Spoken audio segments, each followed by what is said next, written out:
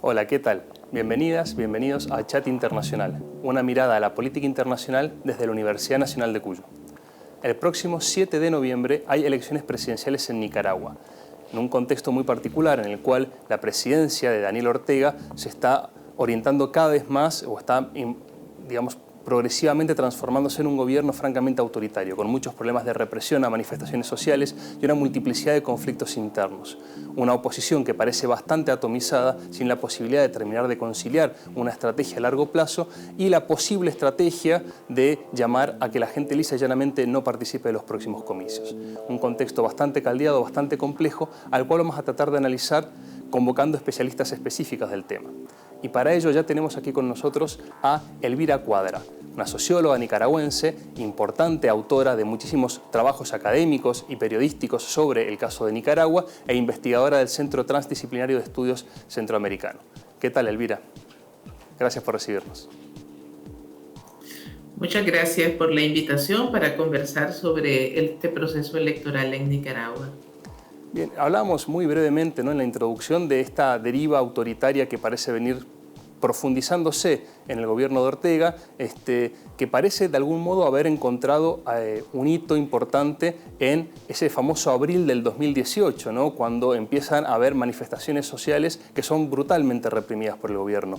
¿Esto es así? ¿Considera que este es un hito importante o ya previamente podíamos ver algunos indicios de esta deriva autoritaria del gobierno del Frente Sandinista para la Liberación Nacional?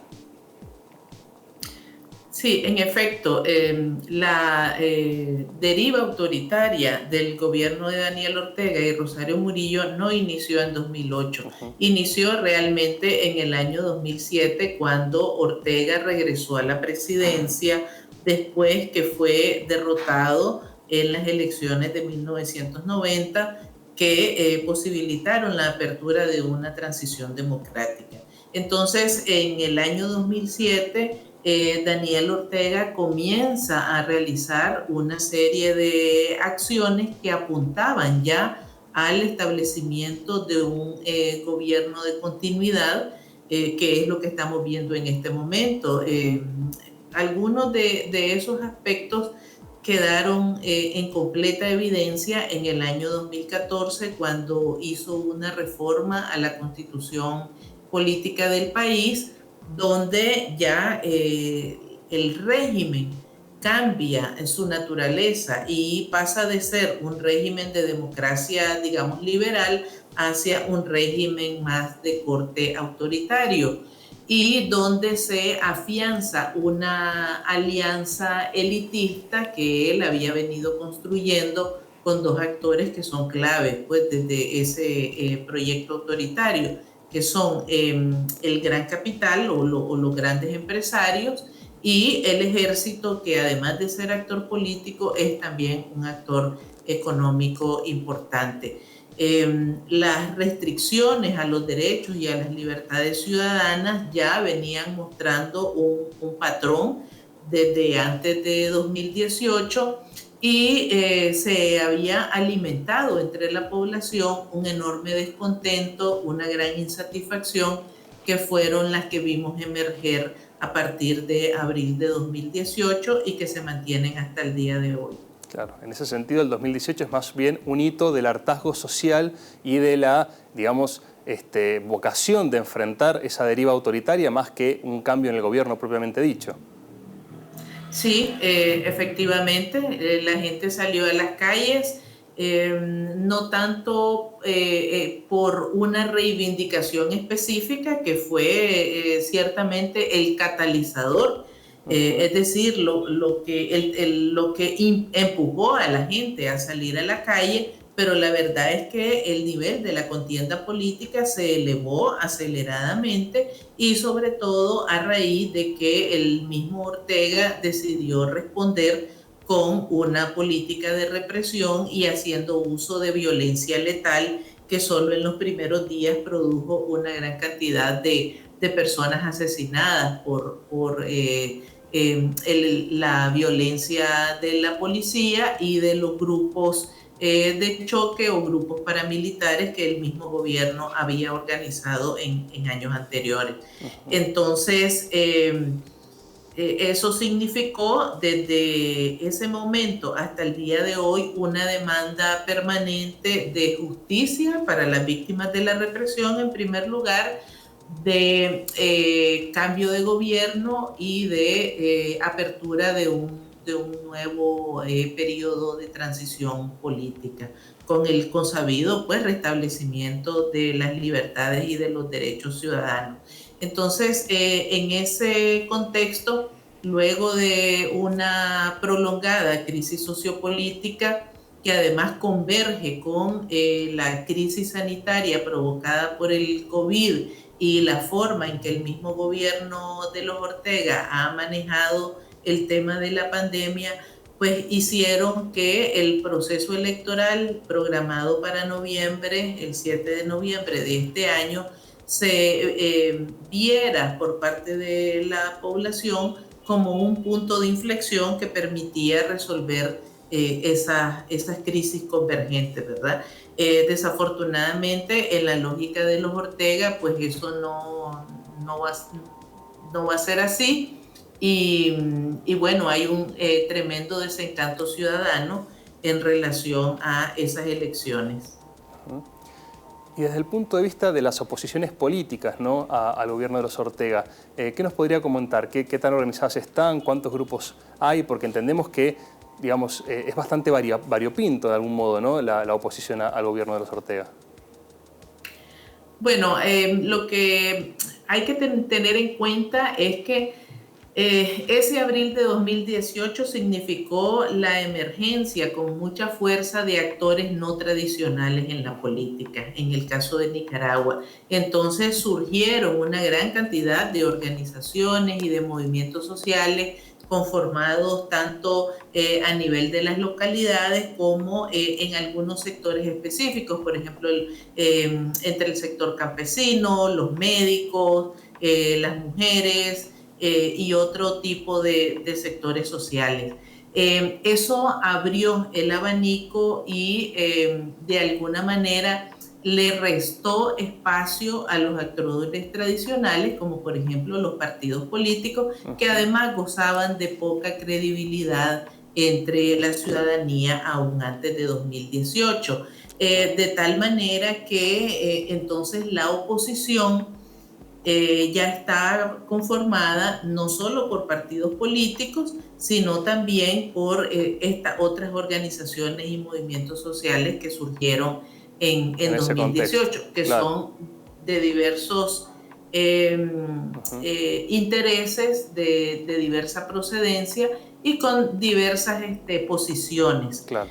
Pero que coinciden en el objetivo de que se requiere un cambio claro, de gobierno en Nicaragua y la apertura de una transición política. Perfecto. ¿Verdad? Si le parece, entonces, Elvira, hacemos un primer corte publicitario y después continuamos aquí en Chat Internacional conversando un poco más, ¿no?, con cuál es el estado de la oposición al régimen de los Ortega en este momento en Nicaragua.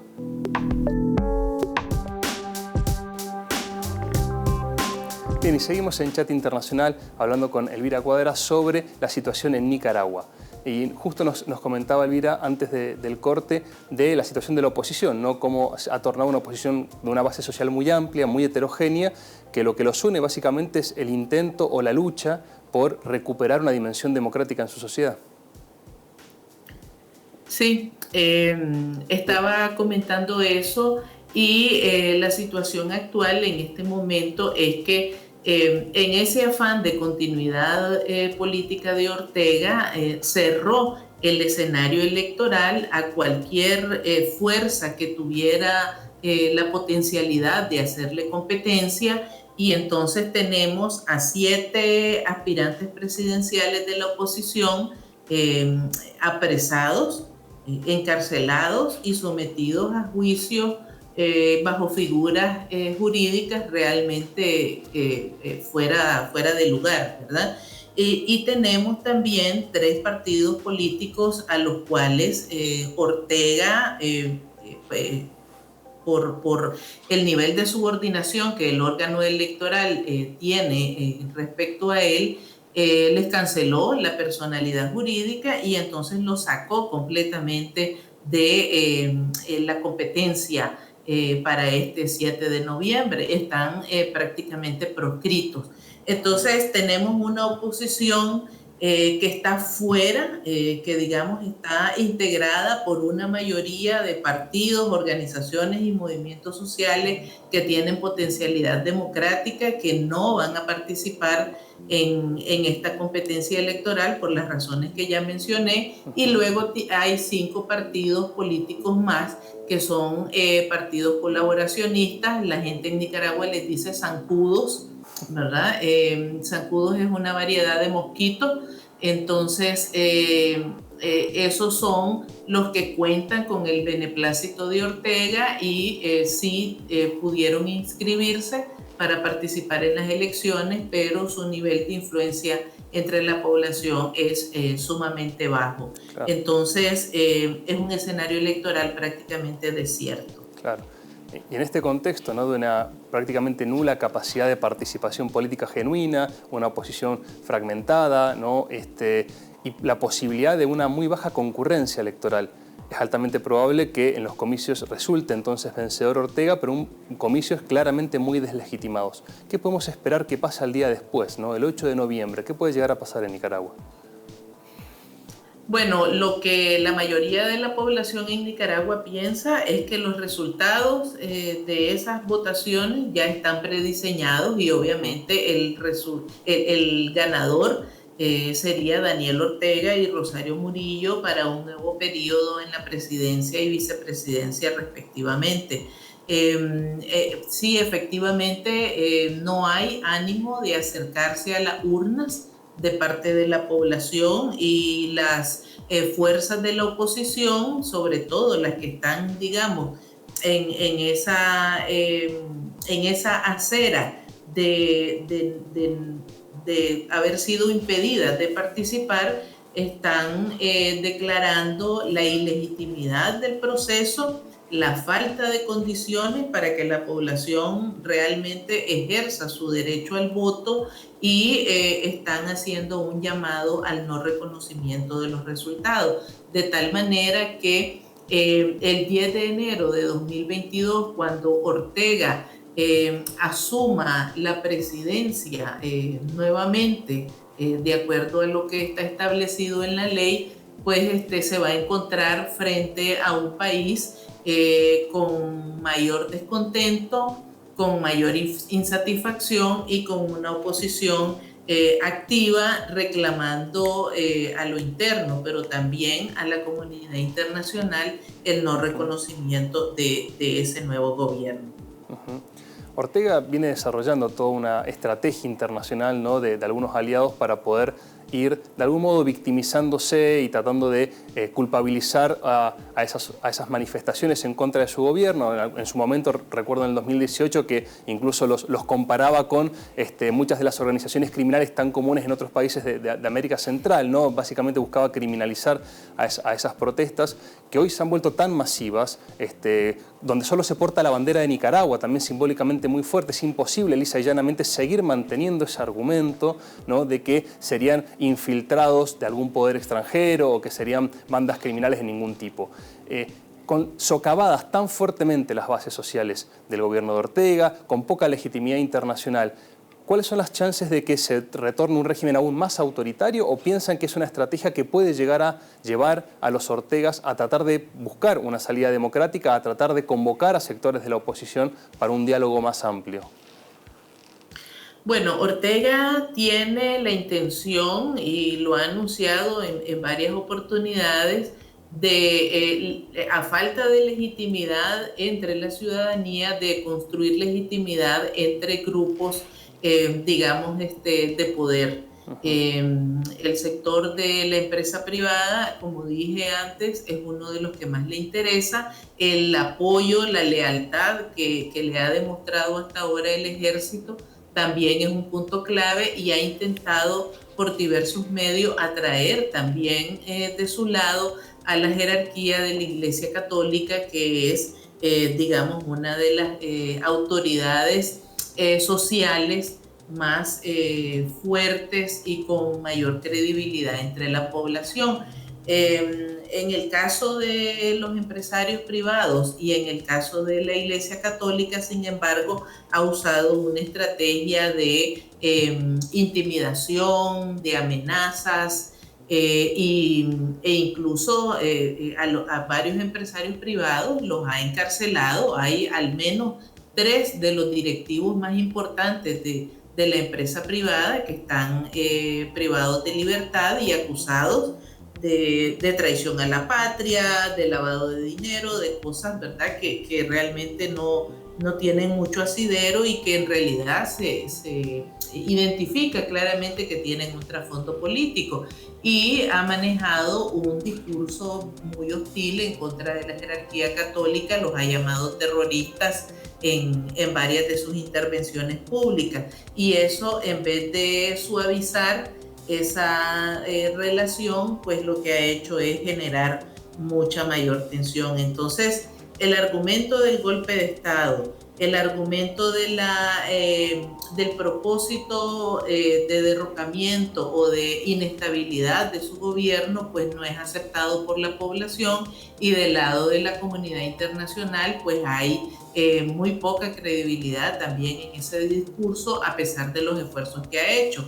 El Parlamento Europeo ha emitido varias resoluciones, cada una mucho más firme y mucho más consistente en esa dirección, y lo mismo ha ocurrido con las 2 últimas resoluciones del Consejo Permanente de la Organización de Estados Americanos.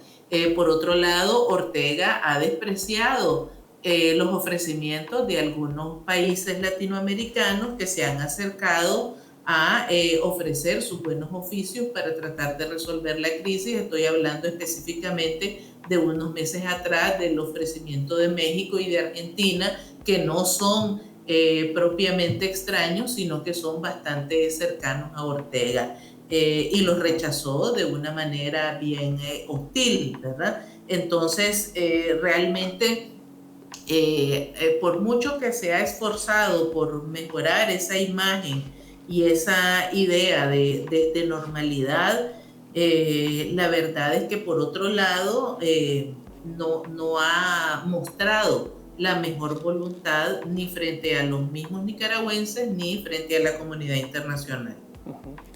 El Frente Sandinista para la Liberación Nacional era considerado, recuerdo en la época que asume el mismo presidente Ortega, como parte de este extenso movimiento de giros a la izquierda en América Latina, ¿no? Eran evidentes las reminiscencias de los movimientos revolucionarios allí en Nicaragua.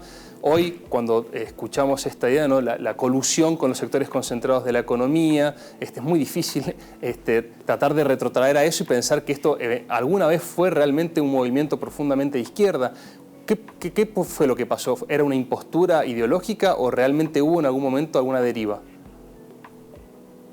Bueno, lo que sucedió es que a raíz de 1990 y con las varias decisiones que sufrió el Frente Sandinista por la falta de democracia interna y por un debate franco en relación a precisamente errores o lo que realmente había sucedido durante el periodo de la Revolución Sandinista en los años 80, pues se fue debilitando y se quedó como convertido en un aparato partidario, no propiamente en un partido político, ¿verdad?, sino en un aparato partidario cada vez más controlado por Daniel Ortega, de tal manera que ahora el Frente Sandinista realmente no representa, ¿verdad?, para nada ni lo que fue en los años 80 el proyecto de la revolución, un proyecto de cambio para el país, ni siquiera el Frente Sandinista a inicios de los 90. Realmente es una estructura organizativa que ha quedado puesta al servicio del proyecto de continuidad política de Daniel Ortega. Perfecto. Elvira, muchísimas gracias, ha sido muy clara. Seguramente volveremos a ponernos en contacto para ir siguiendo lo que pase allí en Nicaragua. Muchas gracias. Hasta luego. Bueno, hasta luego. Bien, no se vayan porque seguiremos hablando del tema de Nicaragua, tendremos otro invitado más para el próximo bloque y ya seguimos con más Chat Internacional.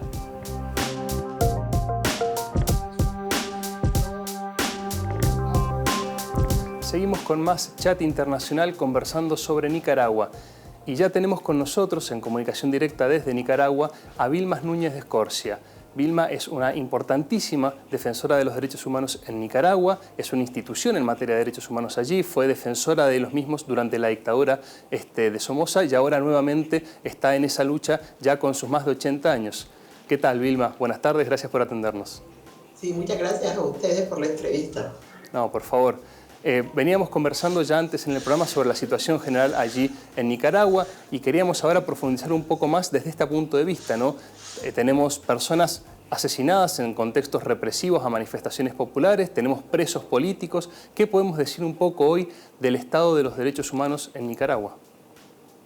Sí, bueno, la situación es verdaderamente difícil. No se puede hacer una valoración y decir hasta aquí llego porque esto es progresivo.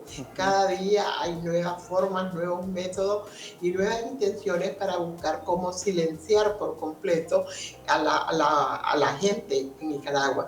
Prácticamente nosotros nos encontramos, se ha convertido Nicaragua en una cárcel y su carcelero se llama Daniel Ortega. El otrora dirigente de una revolución que creó tantas expectativas en la comunidad internacional, en la solidaridad, pero que él mismo se encargó de destruir y traicionar. Este último periodo de represión, porque la represión de Daniel Ortega no empieza el 18 de abril, empezó prácticamente desde el año 2007, cuando regresó al poder después de 16 años de haber estado prácticamente en la oposición, pero en una oposición gobernando desde abajo, realizando toda clase de acciones que impedían a los que estaban en el poder y que le habían ganado en unas elecciones limpias al Frente Sandinista, ejercer libremente su gobierno. Pues llega de una serie de mecanismos y métodos amañados que no vamos a perder tiempo porque deben de saber cómo llega de nuevo al poder, y allí empieza a profundizar en primer lugar la destrucción de la institucionalidad y el fortalecimiento y la instauración de un sistema represivo y de control absoluto sobre todo. Y ha apoyado todo esto en un enriquecimiento ilícito proveniente del haber sustraído todos los fondos que la cooperación venezolana le proporcionó al gobierno de Nicaragua y que prácticamente fue el primer ingrediente económico. Llegamos al 18 de abril y en el 18 de abril, bueno, ya todo el mundo conoce que se produce, ¿verdad?, un despertar de la gente.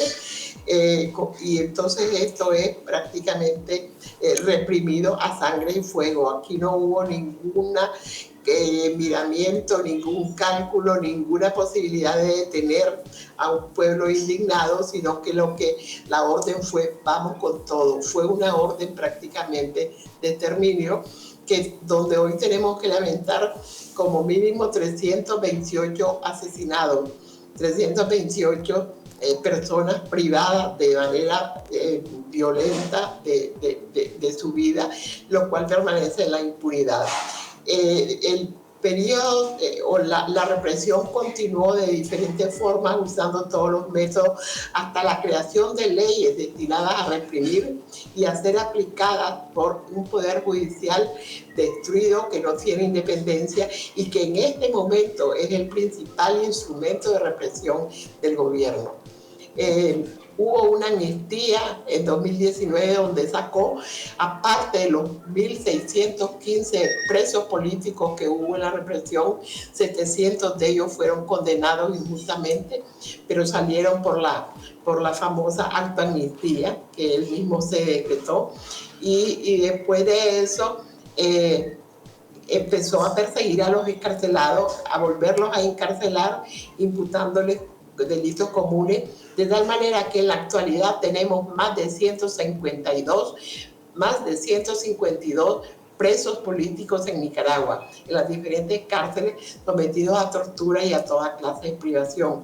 Pero lo más último, lo que ha realizado de cara a destruir la única posibilidad que tenía el pueblo nicaragüense para salir de esta dictadura por la vía democrática, que era una posibilidad de elecciones libres y transparentes y observadas nacional e internacionalmente, la cerró a partir del 28 de mayo de este año 2021, ya un poco más de 3 meses, donde prácticamente encarceló a más de, en la actualidad, a 39 personas de diferentes categorías, 7 candidatos y candidatas a la presidencia de la República, a toda la principal dirigencia política organizada en partidos políticos, a defensores de derechos humanos, a la sociedad civil en general, y todo aquel que él considere prácticamente que pone en riesgo su decisión inamovible de continuar en el poder para seguir reprimiendo.